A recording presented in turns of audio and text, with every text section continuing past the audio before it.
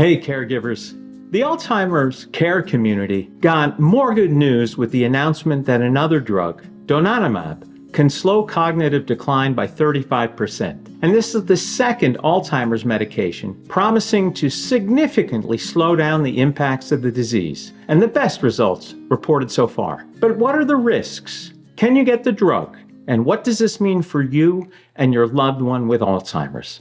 Eli Lilly, the drug's manufacturer, reported that Donanemab slowed cognitive decline in people with early-stage Alzheimer's, based on a measure of daily activities such as driving and talking about current events.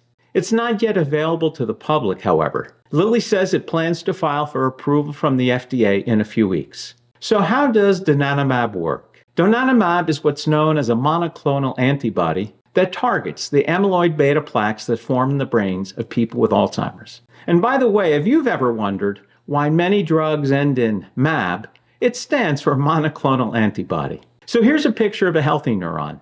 And here's one showing the buildup of amyloid beta proteins. Donanemab triggers an immune response that clears these proteins from the brain. Experts believe that by removing these plaques, Donanemab slows down the progression of Alzheimer's. Patients receive the medicine by infusion once a month. Donanemab clears amyloid so effectively, the manufacturer says that a majority of patients in the trial, 52%, were able to stop taking the medication by 1 year, and 72% were able to do so by a year and a half. The manufacturer emphasizes, however, that the drug slows the progression of Alzheimer's, but it does not cure the disease. Regardless, a significant slowing means you have more time to enjoy life, as well as more time to organize eventual care matters and end-of-life planning issues. So what are the risks that are posed by Donanemab? Probably the main risk is brain swelling and bleeding. In rare cases, it has led to the deaths of trial participants. And that side effect is similar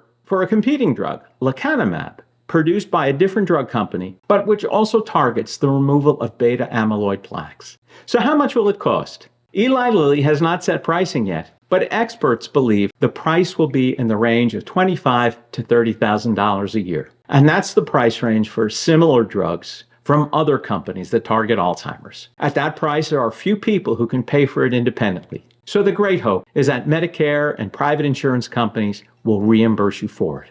Are these drugs worth it? It seems like a harsh question. And if you are the one with Alzheimer's, or if it's your loved one, you want well-being at any cost. However, at some point, economic realities set in. A recent study in JAMA Neurology concluded that at current expected prices, Donanemab would not be cost-effective for early Alzheimer's disease in the United States. Decisions like this are way above my pay grade. But I think the takeaway here is that after decades of searching for a cure for Alzheimer's, we are indeed on the verge of seeing a light at the end of the tunnel.